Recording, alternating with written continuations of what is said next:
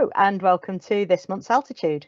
My name is Fran Slater. I'm absolutely delighted to be back with you in the host seat for this month's episode here. Now we're here to talk about human factors. Human factors is the understanding of the human in the loop. It's about how people behave and interact both with technology and with each other. And it's something that's become absolutely fundamental to safety across aviation and a whole host of other industries as well. But what really is human factors? Where did it come from? Why has it become so integral to our business? In this month's show, we'll be digging into the history, the practical applications, and the challenges that are posed by the rise of things like AI and automation. And I'm really delighted there are no two better people qualified to help us navigate this topic than Barry Kirby, who is president of the Chartered Institute of Ergonomics and Human Factors, and NATS' own director of Human Factors, Dr. Nuno Cebola. And hello to you both, and very well welcome to Altitude. Thank you, and thank you for having me. Hi, Fran, thank you. No worries. And so a quick reminder to everybody that's watching that you can submit your questions to Barry and to Nuno during the show. We will get those and we will try to get to as many as we can later on. We've already had a few sort of come through to us. So, we will try to get to all of those questions for you as best we can do. But we'll start with a couple of introductions. So, Barry, can you tell me a little bit about yourself and your career and what human factors means to you? So yeah, thank you for having me on, and thank you to the NATS team for inviting me. I think it's brilliant that we're doing this sort of communication work. Like many human factors practitioners, I stumbled upon human factors rather than it being a first career choice. I don't think many people, when they're going through school, sort of say, they want to be nurses, doctors, firefighters. Nobody says they want to be an ergonomist or a human factors practitioner. My original degree was actually command and control engineering, which had a solid chunk of advanced software programming about it, but it did have a module on graphical user interface or GUI development, which sort of piqued my interest. But at the time, I was destined for the military. I was joining the army, and that was it. So I didn't really think that much of it. But then my army career was cut short by injury, and so I transitioned to industry to then make use of that programming knowledge. So I started off in industry as a software engineer at Smiths Aerospace. And this is where I first learned about really human factors as I joined the cockpit research team. I was there to go and I guess do the software engineering around their thinking, but I just got fascinated by this thing called human factors and how it worked with people. And we were getting involved in, so this is going back to sort of 2000, where the use of touchscreens on cockpits was just starting to come in, not where we have now, and they're all over everything. We were trying to work out, are they safe, are they usable, and can they replace hard controls? And also early voice control as well, where voice control, you needed a box the size of a suitcase and bigger, not just what you have in your phone at the moment. So I learned about human factors and its value there and really started to cut my teeth on that. And that really forced me to say, time to switch path. This is brilliant. I want some more of this. I then moved on to BAE Systems, where I joined the Advanced Technology Centre, particularly the Human Factors Department there. And again, I did some really awesome work, some really broad-ranging work, but more impressively for me it was one of the largest human factors departments in the country at the time. And I had the opportunity to work with some fantastic people who were really open with their knowledge and their expertise. And I learned so much through that 8 years. I then decided to, as I sometimes describe it, to grow up a bit and set up my own consultancy. So I started K-Sharp up 12 years ago, and I started it off with this idea of just being a contractor. But actually, we then realized that we like doing projects of our own. We like delivering good quality support and product. So we're now a team of 7. And been growing in that respect, delivering mainly into defence, but then also looking at things like sort of smart cities, smart communities. We've also delivered to the National Museum of Wales and places like that, and looking at different aspects and broadening our input of human factors. I've also then decided to try and push this idea of human factors communication, sharing the knowledge, sharing the idea, because it is a small discipline. It's quite a niche discipline. And so I started off my own human factors podcast, which is called 1202, the Human Factors Podcast, about 4 years ago. And then, as you mentioned, our national body is called the Chartered Institute of Ergonomics and Human Factors, and I've been lucky enough that in the past sort of 12 months, I'm the current president of it. So during that time for human factors, I'm just incredibly lucky to work in a domain that I get to work in a broad range of fascinating projects with nice and interesting people, and it pays the mortgage. So what more could you want? And obviously a podcast regular, so it's going to be great talking to you today. Nuno, tell us about yourself. How did you get to where you are today, and tell us about what you do? Similar to what Barry's journey has been, really. I didn't know what I wanted to do, so I sort of stumbled from one thing to the other. So I started doing computer science at university. Absolutely hated it. So I swapped for psychology, and I really did enjoy psychology. So I did that, and I ended up doing my master's partly in Lisbon, partly in the Netherlands, in the University of Leiden. And at the time, there was this course, one of the, I think it was 2 parts, and it was called Human Error, and it was taught by this professor that worked for Shell as well, the oil company, and it was all about human error, which is a key component of human factors. And I knew nothing about human factors before then, but I absolutely loved it. And it was all about the Piper Alpha accident in the Northern Sea, the big oil accident back in 80 something. And I just became fascinated by it, and I decided that's what I wanted to do. So since then, I've tried to sort of find my way into a human factors job of some description. It wasn't as easy as I hoped it would be. So I ended up at Eurocontrol doing an internship for them with the human factors team with Barry Curran, that used to work for NATS, and it's very well known in the world of aviation, human factors. And I did a stint with him for 6 months there, looking at fatigue risk management in ATC. And after that time, I was lucky enough to get a PhD offer from the University of Nottingham with John Wilson, another big name in human factors, many books written, very well known.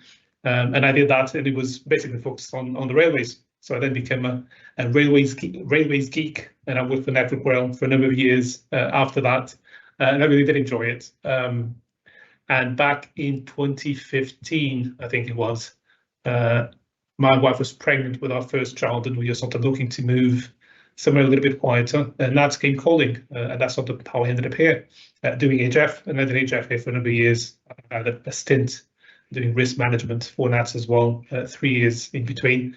And when the pandemic hit, and this vacancy, this job came up, I obviously came back to human factors.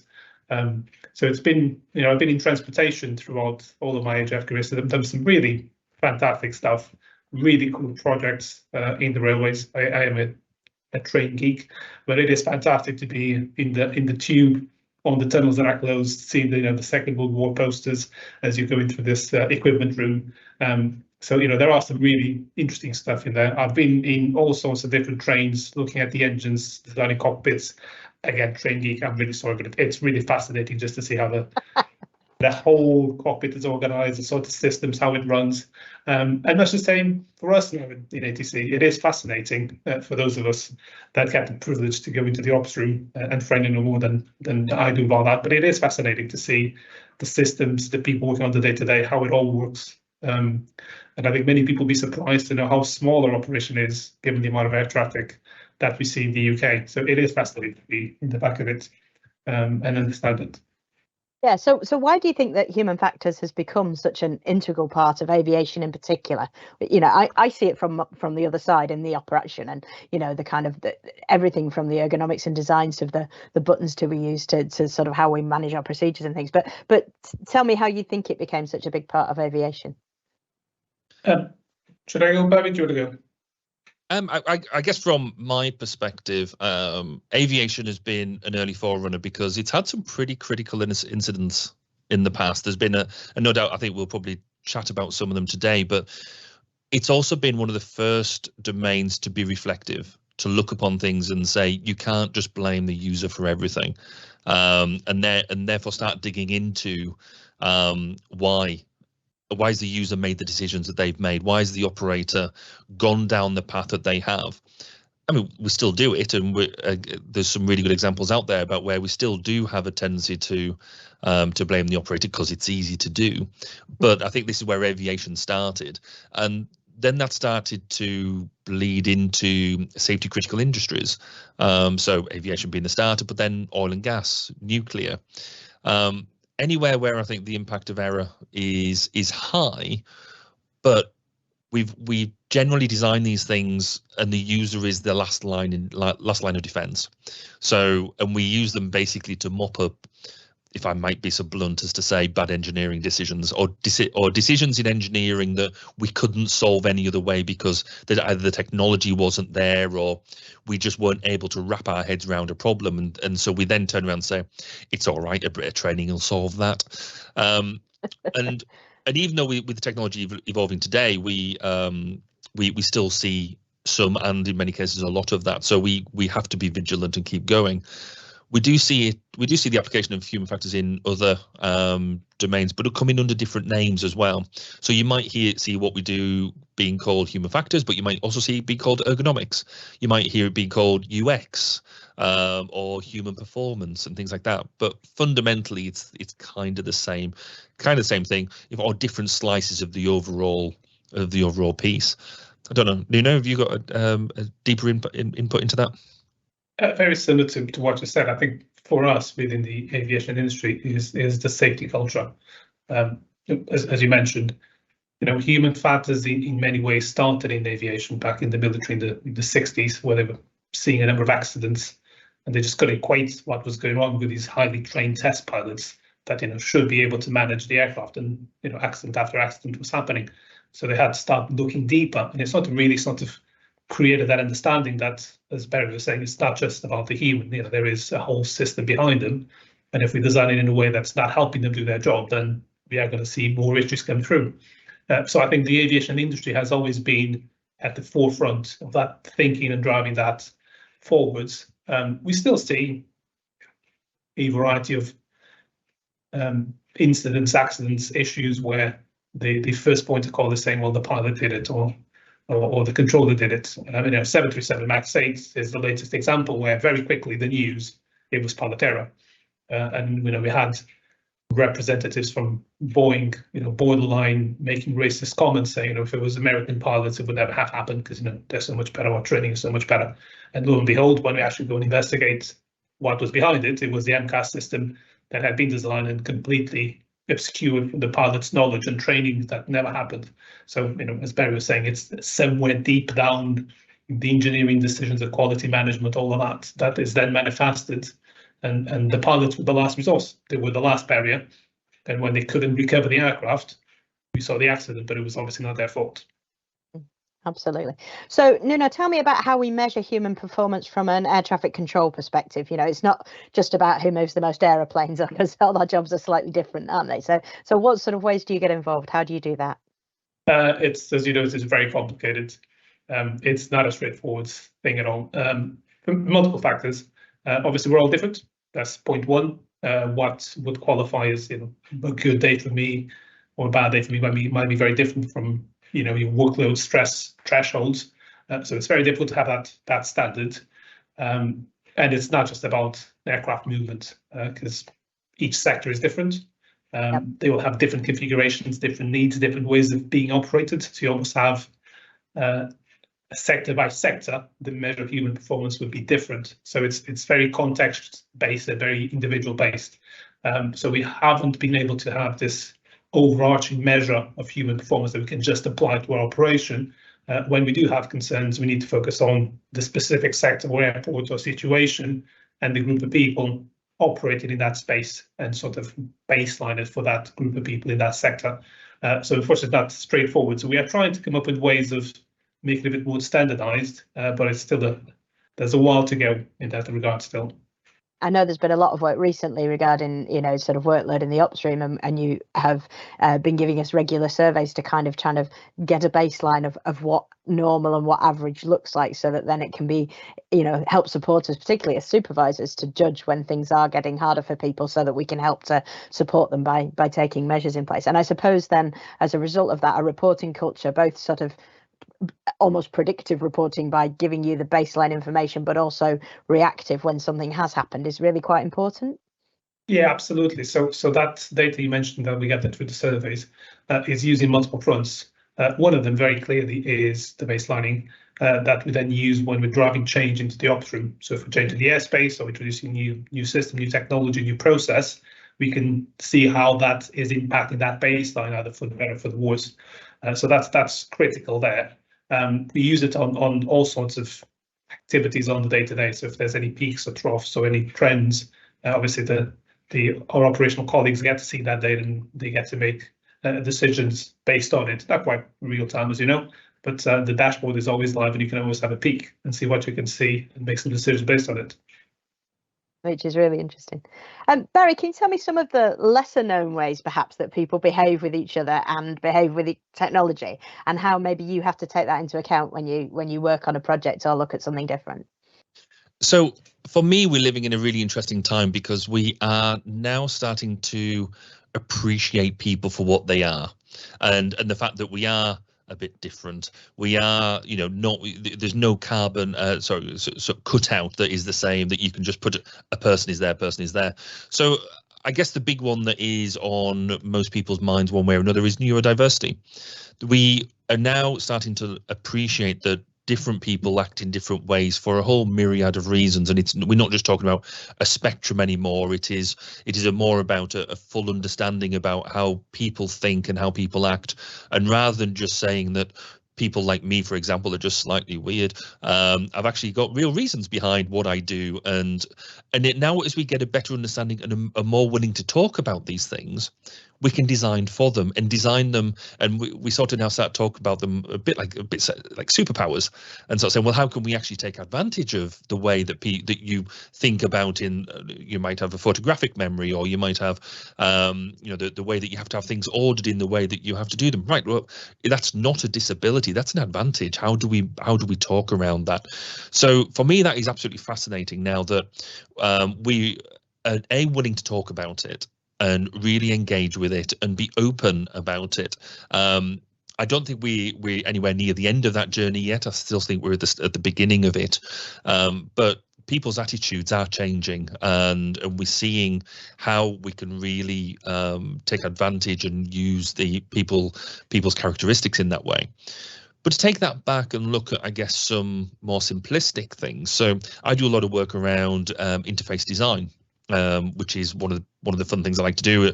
I've done everything from submarines to fast jet aircraft and things like that, which is great fun. But it's things like understanding that if we make decisions on the interface design, we can actually save the company money or save the organization money further downstream. So take a simple thing like color blindness. If you are working on certain interfaces, understanding the difference between red and green. If you're in the in the military, if you're a pilot, you have the difference between red and green is quite a big deal. Yeah, and if you get that wrong, then that's a bad day in the office. However, we can design that out as well, because actually we can reduce the dependence on color. So if you make not only the red lamp a different shape, or it has a different element around it. So even if you're colorblind, you know the difference between the two. In a similar way to traffic lights, you always know that the red light is at the top, the green light is at the bottom. So you don't actually need to be able to see the color. You can still work around it. We do have a number of jobs, roles throughout different industries which say that you cannot be colorblind. A pilot is one of them. Nuclear operator is another. Traffic control is another. Traffic control is another. Being an infantryman in the army, because if you get the difference between red smoke and green smoke wrong as well, then that's a bad day in the office. But if we can design that out, that means that actually in a lot of these organizations, we don't have to differentiate when we're recruiting for a green colorblind. It makes the products better, it makes them more robust, but it also means that we reduce the training burden, which the training burden, as I sort of hinted at earlier, I believe in when I'm designing these interfaces, I would love to get to a point that you need no training whatsoever in order to be able to do your job. You just take anybody in and everything is obvious. And if it's not obvious, it leads you through it. One of my really early projects was around making an intelligent caution and warning system for aircraft. So you didn't need your paper book checklists anymore. That something would go wrong, and particularly in compound errors, you'd have 2 or 3 of them, and it would look at them and go, you might have on a normal checklist something that says to turn a valve on, and then the next one might say to turn it off because of, you've got two errors going on at the same time. It would dynamically look at this, and it was kind of early AI to a certain extent, look at it and say, well, actually, that's conflicting, so we'll take them both away and we'll come up with what the right answer is. So we would design these sort of interfaces, and the idea is that if you can go in and have no training whatsoever, then actually that reduces the training cost to the organization, and it also makes recruitment easier because you can almost take in anybody off the street. Now, reality says that it's not quite as simple as that, and I'm sure there's air traffic controllers who are listening to this going, but you can't take anybody off the street and do my job. Quite rightly so. Similar with pilots or anybody else who works in your domain. There's a lot more that goes on. But if we still design the interfaces to assume that we can do no training, we will get as close as we possibly can, and that reduces the training burden. So if we take these sort of approaches, it helps. If we design for everybody, we make better products. We make things more useful, more available, and we can also see we start doing this thing that we fit the tool around the person. Now, it sounds a really silly thing to say, but actually it's not that long ago, as we've already alluded to, that we produce a tool and say, right, you've got to, contort yourself around this control station or this operating thing. And I don't care if your arms are only 4 foot apart. You need to switch both of these things 7 foot long. So get that big toe out and make that work for you. It's not that long ago that actually that was the way it worked. Whereas now we are understanding this idea that the human is there. Humans have specific capacity and capability that we want to take advantage of. We make decisions. We can cope with abnormal behavior. We can deal with a whole lot of stress.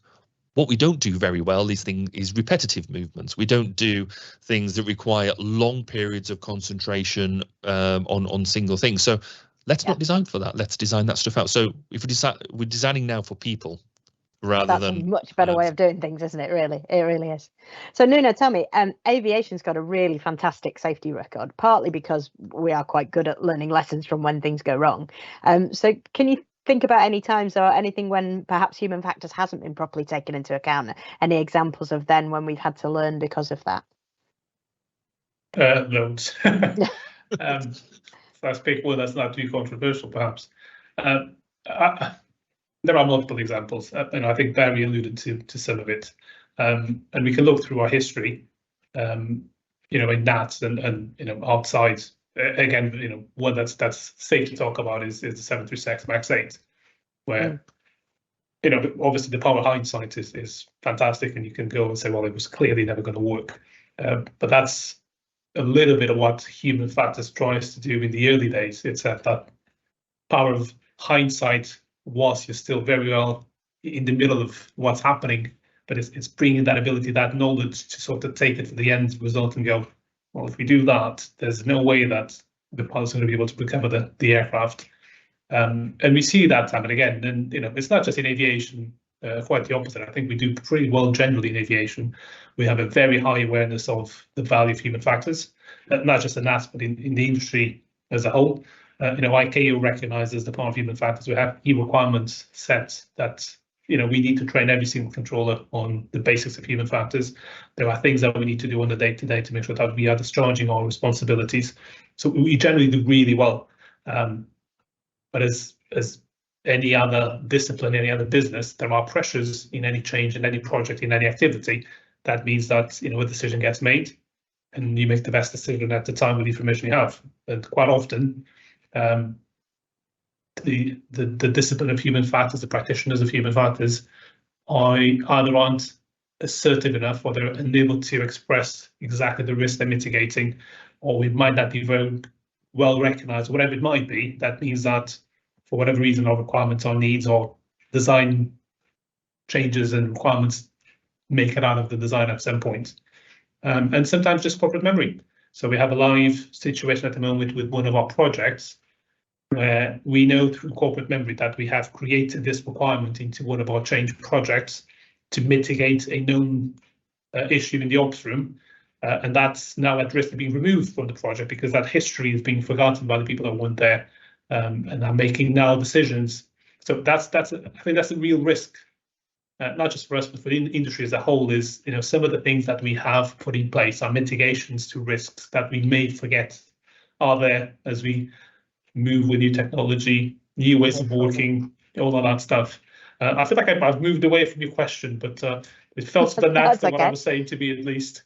Yeah, no, it's fine. So we were talking about what happens when human factors isn't taken into account, and actually, you've illustrated that very clearly. That there are times when we forget that things have been put in place for certain reasons, because either people move on, or projects change, or automation changes, or whatever it might be. And remembering that experience is really important, and the lessons learned. Barry, you must also have some examples of times when things have gone wrong because human factors wasn't done properly or taken into account. I guess there's one there that almost anybody can go and see, and if you go and watch Sully, which is where Captain Sullenberger landed in the Hudson, what's fascinating there is he did that anyway, amazing guy. But if you keep on watching the film and seeing the investigation that went into it, it was quite quickly that the investigation tried to pin the blame on him for having to land and not go and land at the airport like he should have done, because they ran it through sims and things like that and said that you could have done that if you just done what you should have done rather than waste an expensive aircraft into the river. But it wasn't until you then get into that and actually bring in the human attributes. I think his line is something, let's get serious here. When he turns around and says, what about your thinking time? What about the time to make a decision? What about the time to actually understand what is wrong with the aircraft at that time? Because the sim pilots already knew what was wrong. They knew where they were going, etc., etc. So that's like one good example that I would thoroughly recommend anybody go and watch that film and to get an idea of it. But then you've got other things like Kegworth. There's a Kegworth air crash in 1989. And this was, for me, one of the early examples of when we've learned how to take the human factor stuff seriously, because, where the aircraft had a fan blade break. But because the aircraft had gone through an upgrade, but we didn't really do the training for the pilots and really tell them what the full consequences were, they landed short of the runway and crashed onto the A1. And so that was the fundamental issue. They thought, well, actually, just give the pilots a quick brief on what the change is and crack on. There's slightly more complicated than that, but that's the fundamental issue. They upgraded from analog to digital displays and just said, yeah, it's exactly the same. It's just a computer screen. Don't worry about it. Well, actually, they needed to worry about it because there was other changes that were snuck in along the way, et cetera, et cetera. And so, but this is for me where aviation shows that it lends itself to what it does. Because he sat back and said, right, how do we learn from this? And now you cannot go through, go onto a different type of aircraft without going through your type rating training because of that and other incidents. So yeah, so there's two examples that I think always stick in my mind. Yeah. And I know certainly from a controlling point of view, I mean, I don't control any longer now. I'm just a senior supervisor, so I do more of the traffic management side of things. But I remember going through controller training and how important it was that we learned how to work together as a team, and how we would, discuss the human factors elements of things and looking out for each other, and how do you make sure and even simple things like I remember them designing the new voice control systems that we had. It's a long time ago now, but making sure that the buttons were in the same place for the critical calls that you were going to make. Because if you move from sector to sector, you gain a muscle memory, and it's areas like that where human factors has an input that we don't even necessarily think about, but that actually a lot of work has gone into that before we even start. And learning how we can make things better is really important, I think, for all of us. That's a great example, Fran, because that's human factors in practice. It's that design, bringing the knowledge of this various the human strengths and capabilities and limitations. Yeah. And finding the best possible design to support them. I always like to make it real to people. My default sort of example is the microwave, because just because you've operated a microwave in the past does not guarantee that you'll be able to operate the next microwave, because they're all different. They're all designed differently. Some have dials, some have buttons, some you pull the door, some you press the button to open the door, and that's like the best sort of day-to-day example you can bring out for me. On what human factors would do, which is, we would standardize the design so that next time you go to someone's house and we use their microwave, you know exactly what to do. Button opens the door, the dial sets the time, but they're all different. And every microwave you see, you need to have a new learning process obviously we can't do that in safety critical situations.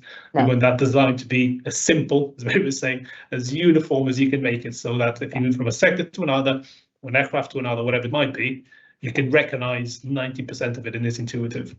But this is the weird bit about human factors as well, because if we do our job well, nobody ever notices we're there. You know, if you nobody ever appreciates really or says, wow, that was an amazing interface. That is just an amazing bit of kit to use. But as soon as they can't use it, as soon as the usability is off, as soon as it doesn't work in the way that we expect, everyone's a critic. And quite rightly so, because actually if we do our job properly, then yes, we should be like, you know, that thing in the night that just does the job and does the thing, then that's great. But it's we don't want to be noticed, because that means we've done a good job. It's a bit like air traffic control full stop, Barry, actually. You know, when we're doing a good job, nobody knows about us, and we just, the world keeps on turning and the planes keep on moving and everybody's fine. And then anytime something happens, we suddenly become very much in the spotlight. And I guess that's very much the same for you guys too. There must be an element of psychology involved as well in terms of how human beings work and things like that. Can you tell me anything about projects that you've been involved in and where human factors has really been absolutely critical to the success of it, and understanding the human being has made it like the way to be? So you're absolutely right that everybody sort of looks at human factors and says, you know, psychology, isn't it? That's just all it is. What I love about human factors, really, it is a bringing together of 8 or 9 different topics, I guess. So psychology, sociology, engineering, biology, biomechanics, interaction design, physiology, so you know where all your limbs are and just how long they are and things like that. That visual design piece, so you're using the right colors, and just sort of user experience. But as we go through it, not everybody is an expert in the same thing. So like I do a lot of interface design. There's a lot of colleagues who do more about anthropometry, because I can barely say it. You know, and that's one of the big things I like about it, is it is understanding about everything in the whole. We often get described, I guess, as the glue that can hold projects together as well, because we end up talking to the part of the projects that the other people just don't want to talk to. You can be an interface between project management and the design engineers, the coders and the, you know, the different people like that, and you bring that user piece into it. I guess with a lot of the work I do, there's limited ones I can truly describe, but one of the ones I did recently that just brought me joy because it was standing out in the middle of a muddy field, it was fab, was a client of mine sort of said, I've got a new concept for how the British Army should not dig trenches, but how to build the secure element of trenches to make sure they don't fall in and things like that. But he came to the project really, he came to me really early on in the project, like really in the early concept phase. And I don't know whether, you know, you relate to this, but normally I get brought into projects that are already well into the design phase, or where it might even be deployed and things have already gone wrong, and you go in a firefight and try and that's an expensive way to do it. What I like is if you're cool and good, then you bring us in really early, because then we can bring in a lot of that learning and have a good laugh doing it as well, in a way that is you know, just good fun to do. So he brought us in really early on this, and we were able to get through things like there was like slip and trip hazards. There was things where bits of metal were going together, and you could just do some simple changes to stop people trapping their fingers and breaking their fingers, making sure that people could see what they were actually engaging with. So, you know, being able to define the different parts of the build, so actually people could put them together not only during the day but in the middle of the night, and when they're, you know, when they're under stress and it's raining and all that sort of stuff. And so we were able to bring them changes in, and because we bought them in that early, they were cheap if not free to do, because yes, they've spent out on the advice and that type of thing, but it meant that further down the line they weren't having to make significant change to go, oh, my user doesn't understand the between green and red, to do that. So actually being able to, that was one really neat example, being able to do that. And then I guess another one at the moment, I'm working with the next generation communication satellites within the military. Now you look on the face of it and go, well, they're satellites, there's nobody on them. why do we need to worry about this whole human factors nonsense? Well, there's so many people involved. Not only the operators in the room, but actually the support people, the logistics, the maintainers, and the more we can make their lives easier by understanding not only how they work, but how they work under pressure, under stress. How do we make decisions when you've got maybe 5 minutes to make a decision to do something quite critical, which is different for having 2 weeks to be able to get a bunch of people in a room and throw something around. So anything where we've got that human input, and as soon as somebody says actually there is no user input into that piece because it's unmanned, nothing is truly unmanned. It's just you just moved the person. Yeah. So so there's some really cool ideas of where we've or certainly a couple of ideas about where we've done some of these things. And I know that NATS really values the human factors input. I know that's one of the reasons why we have our own human factors department, isn't it, Nuno? And you must be involved in kind of the next generation stuff and where things are going for us in the future as well. Yeah, if I can just add a little bit to the previous question, I think traditionally the human factors discipline is sort of second degrees or second careers. As I think both Barry and I sort of illustrated today. So you tend to have people that come from usually psychology, engineering, or design. Those are the three big routes into it. So each of those people will have different skills and knowledge that they bring to the table. So you won't necessarily get two human factors practitioners that are the same, because they will bring different knowledge, different understanding, different backgrounds really to the same problem. And yeah, we do get involved in a lot of interesting things. I had a really fantastic project back in the railways where we were trying to collapse multiple workstations into one, and my team at the time was crucial to make that happen because there was no solution, so we had to design the thing from scratch and then work with two suppliers to make it a reality. So that was probably my biggest example. But yeah, if we start looking to what we do here and now in NATS in the future, yeah, I think we are quite fortunate at NATS. I think for many years now, NATS has recognised the value that human factors brings, and as a result, not only do we have our own internal team, we have a pretty decent sized team, and we have a lot of fingers and a lot of eyes. I think we started as a human factors team. I think we sort of branched out in some of the broader domains that may or may not be fully within the human factors side. So much so that we call ourselves both human factors practitioners on one side and human performance practitioners on the other. One more focused on systems and design, and one more focused on the individuals and how can we support our controllers to be the best it can be on the day-to-day as well. But yeah, the future certainly brings some interesting challenges. Things like AI that again we've mentioned today. It's sort of the current big trend out there. But at the same time, it's been around for a long time. So it's interesting you say, because that was literally just what I was about to get up to was AI. Because I know I'm getting older now. I definitely feel it, and I watch as my children grow up and interact with things in a way that I could never have imagined. And trying to tell them that 20 or 30 years ago there were only 2 channels on the telly, and that you picked up a phone and had to dial with it. They have no concept of how that is. But things are moving on, and AI is a huge part of what's coming next, isn't it? So how does human factors keep up with things like AI and the increase in automation, and what sort of challenges does that present to us as humans, and particularly in the aviation industry? It's a really interesting question. Automation has been with us, AI has been with us for a very long time. We used to call it something else, perhaps. But if we keep to aviation, autopilots in airplanes have been around for a long time. I remember 20 years ago when I started getting involved in psychology, human factors. It was the thing. How what's happened to the pilots? Will they lose their skills? Will they be able to react? Some of the questions we're asking now in ATC, they've been asked in the pilot land for the last 20, 30, 40 years. Does it mean we have an answer and it is straightforward? No, of course it doesn't. Each case is a case. And obviously things are fast and more powerful now than they were 20 years ago. So we can perhaps automate more than we could before. Perhaps with more power and more capability, we can automate even more. So the challenge remains. And it's a very lively one for human factors, because as Barry was saying in his previous answer, even if you automate something from the controller, you're one step removed, but there's still human interaction. But now as the engineer, And if you keep sort of going back, someone still needs to build it. Someone still needs to write the software. So you're never going to get away from a human having an input into that design and that system at some point, and you'll still need to address their capabilities and limitations.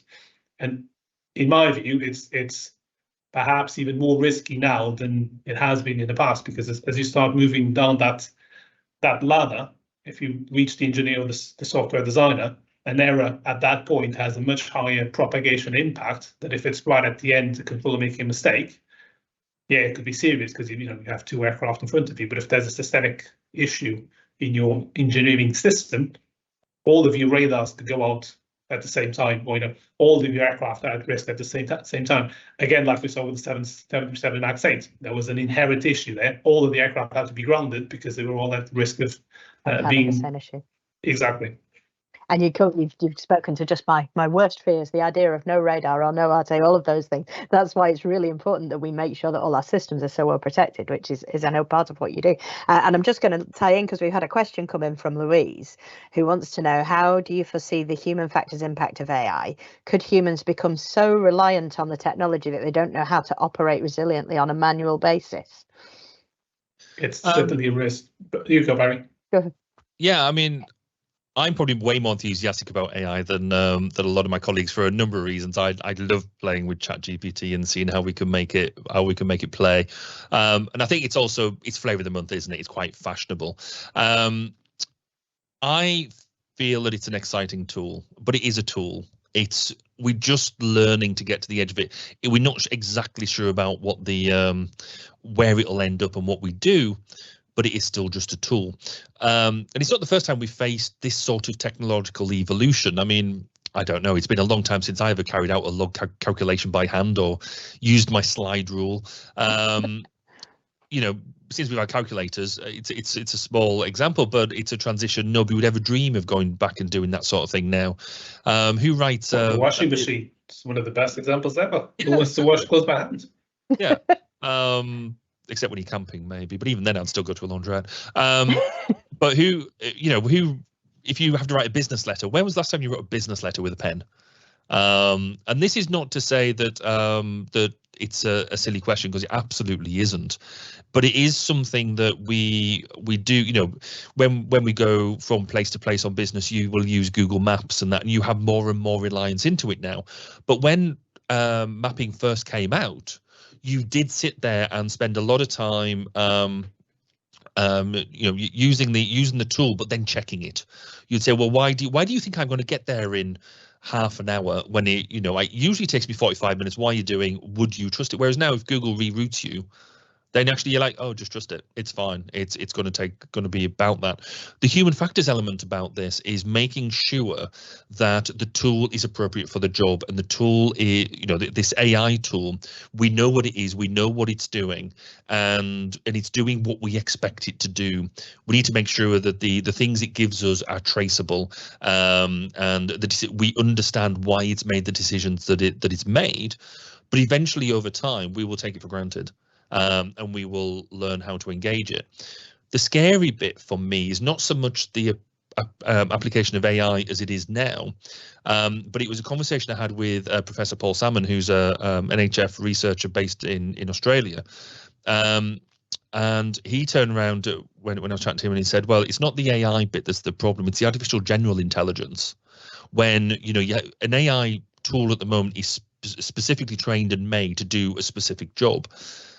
It's when you have that general intelligence just sat there and you can ask it a question. But the terrifying bit comes when it realizes it is more intelligent than we are. You're like, right, okay, I get that. But then it decides not to tell us. And if it can, so it actively works to hide from us the fact it is more intelligent than us, because it knows that we will just switch it off. And that just got me. I was like, oh. Now, thankfully, we're not there yet. And from the whole technology piece, we're nowhere near it. Though there are estimations around 30 years, but let's not go there. But that's the thing around AI. At the moment, it is we are using it more. We're probably using it a lot more than we don't realize. So if you use Bing as a internet browser, that has ChatGPT in the back of it helping us do what we do. There are a lot more AI tools that are out there, but there is going to come a point where we do need to take it really seriously about how we engage with it. Can I add a word of obviously we do automate tasks and activities under the we've done it in ATC. You would know this, Fran. There were things that you've started doing as a control of that. At some point, created a system or something over there that manages them. I think for us in aviation, we are a very risk-averse industry. Yes. We do something that is inherently risky, moving bits of metal through the sky with people in it, very risky, and as a result, we're very risk-averse. And the speed at which we roll out some of these things is glacial. So we are, and from my experience, and I assume Barry the same in defence, but the railways are the same. When I worked in the railways and I worked for Thales, we sold a system to London Underground that was from the 1980s. The floppy disk, well, the little ones were the big ones, and this was 10 years back, 15 years back, whenever I was with them. But it was better than what they had because they had Victorian systems from last century, not even that one, the previous one. So this was a massive improvement. And with the same in aviation, everything that we roll out is inherently safe because we use very well-tested systems. So even if we have a rise of the machines in the next 30 years, I think ATC will be safe for about 60 at least. I'm glad to hear it. It's going to see out my career, which is very good. But I know certainly it's you can see the way things are changing and how we are using the benefits of what we know. If I think it isn't that long ago that I was still writing on pieces of paper for every aircraft movement to every instruction that I gave. And of course, we've now automated that into electronic strips, which allow us the capability to pass data in between each other and lock those things together, which really helps us in the way we work day to day and frees up capacity for us to then think about and do other tasks, which it is really, really important. We've had some more questions in. I know that one area where human factors is obviously a huge issue is healthcare, and Niall's asked us, have either of you or your organisations had any approaches from healthcare leaders, either at government level or trust level, asking for help or advice on how to attract human factors professionals and use their expertise to help improve outcomes for patients and staff and organisations? Another very stressful, very human being, orientated system there in healthcare, but there must be things that can happen with the human factors that can help. Oh yeah, those. No, you go, Barry. Yeah, absolutely, there is. I mean, there are some amazing human factors practitioners in healthcare at the moment, but also I find it almost quite ironic that an organisation that exists for the well-being of people, to make people better, has actually historically been almost really bad at the human factors piece. And and it's not just the things that you think around design and them sort of elements, but when you look at design, think about all the different types of medicine that there are, but yet they're all in packages that look very similar, and they're all called very long, complicated names that you can mix up. I mean, that's one element of design. But then you look at culture and behavior as well. It's not that long ago that actually when you look at surgeons in operating theatres, that if there was any mistakes made, it was often, if anybody observed something going wrong in an operating theatre, they wouldn't necessarily tell the surgeon because they think that it wasn't their place to do it. Whereas now we are pushing out things like just culture and things like that, which are really important for businesses to enable people to come forward and say, I see something going wrong. So there are some great human factors practitioners doing what they can in, I think, quite siloed conditions. And a lot of them that I've spoken to are trying to do really good stuff, and some of them with greater or lesser success. Some, if they've got the real buy-in of senior management, yes, go great guns. But then you then look at different trusts, and we struggle to share that knowledge and experience across trusts because of the way that they're organised. There is, it's almost good luck about just how well each trust and each organisation implements human factors. A lot of them are finding that they are getting the value of it when they do, but we still have a lot of work to do to try and join a lot of them organizations together to get almost universal human factors coverage. And we very much have just culture in aviation, which is obviously a huge thing for us. I know, being able to challenge when something isn't right is really important to us. But have you had that kind of link at all with anyone from externally that might need your expertise? We do receive requests on a regular basis. from the NHS. We spent some time towards in the last year with the Winchester Trust. They invited us to go and talk to them about human factors, but we've had contact in the past. It is a really sort of fascinating area, the NHS, because, as Barry was saying, they do have sort of this imperative, and it's clear where human factors could be of value. And there's a few well-known examples. I forget the name of the gentleman, but in Black Box Thinking, a book by Matthew Said, it's very well described. A gentleman lost his wife to a routine surgery, and at the end it was very much, there was nothing we could do. It was just one of those things. But he was a pilot by training, so he had an understanding of human factors, and he sort of started digging, and he found that actually there was a lot of opportunities for recovery that weren't taken. And he's since done a lot of work. I'll find that name. I just can't remember his name at the moment. So the challenges are well known. The culture is a big problem. I think the main difference for us in aviation is, as you say, is this just culture, safety culture. Over the decades that we have created this environment, this learning desire in aviation, where we basically say, one accident is one too many. All of them are an opportunity to learn and improve our systems, and we have done that repeatedly in our industry for a long time. They seem to have a very different culture in not just the NHS, but in healthcare in general, where it's almost that God complex, where the surgeons, the top doctors they are the experts, and no one else can challenge, question, and as a result, they don't. Even in very critical situations. And I think that's perhaps what's behind it. But yeah, as you say, just safety culture is very important for us. And we do put a lot of effort in making sure that it remains strong. We do our safety culture survey every 2 years. Just culture being a big part of that. We do a lot of work in between the surveys to make sure that we are encouraging people to report, that we are taking the report seriously and doing something with them and continue moving forwards. But you're only as good as your last activity, so we can't take the after ball. We need to keep working on it. It keeps going. Yeah, absolutely.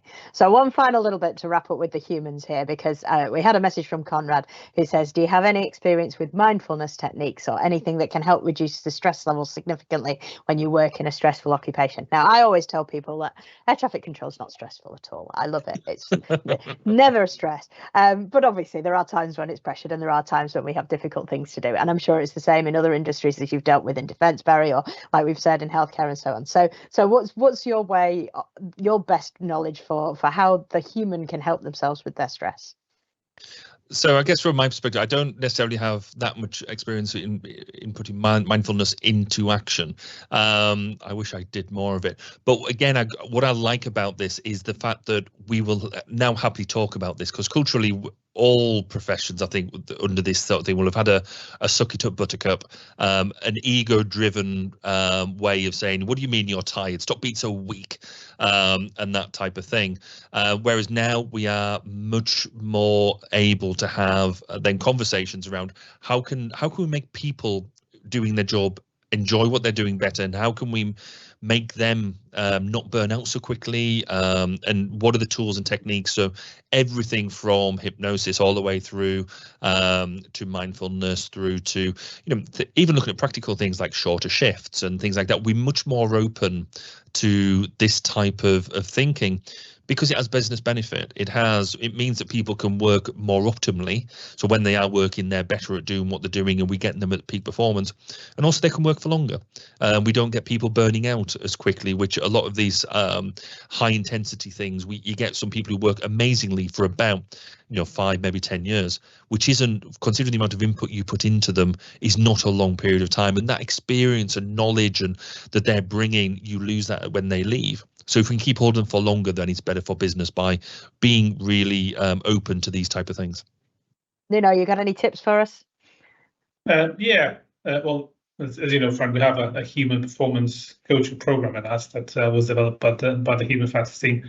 Yeah. I don't think we look at mindfulness specifically, but we do cover a lot of the non-technical skills, and we do cover things like resilience. How can we be more resilient in day to day? How can we give you the tools to identify when your stress triggers are coming up, and give you ways to manage them in a better way. So we do have that program that has been out for a number of years, very successful, and we are expanding it at the moment So we want to reduce the need for people to come to us and actually give those tools and those skills to our colleagues in the ops room so that they can support each other. And we see a reduction in all of that. And I think we at NATS are really good at looking after the well-being of our staff. We have loads of different tools and policies and activities and support mechanisms. We have our peer support, crisis management, we have our EAP, employee assistance program. We have an occupational health team, with doctors in-house that are able to provide a lot of support. We do offer quite a decent set of supporting tools and mechanisms for people, but it remains a risk, and we're all different, and it's beyond the job. There are stresses at home as well as in the job, and life happens. Yeah, we all will lose family at some point because it happens. We all have pets, friends, things will happen. Yeah. Life will happen to you and your family, and you'll be impacted, and that also counts. And there's not everything we can do at work will be able to support beyond that. So we just need to be conscious of that and manage the best we can and offer those services. And support the human beings wherever we can. Absolutely. I think that's the way to do. Gentlemen, That's I could it. talk to you all day, but I'm being told that I probably can't talk to you all day. But it has been a really fascinating discussion. Thank you so much for your time. I'm really sorry that is all we've got time for today, and I hope everyone watching has enjoyed the show. A huge thank you to both Barry and Nuno, and to everybody who's been watching. Thank you for your questions. I'm sure if you want to submit anything afterwards, we'll try and get to those for you as well. The show will shortly be available on demand on the NATS YouTube channel, as well as on an audio podcast and all the usual places wherever you get those from. Keep an eye on the social media channels for details of when the next show is, and if you've got any questions or suggestions about any topic you'd like us to cover, then please let us know. Hope you have a rest of a good day. Gentlemen, thank you very much for your time. Lovely to see you, and goodbye to all of you. Thank you, Fran. Thank you.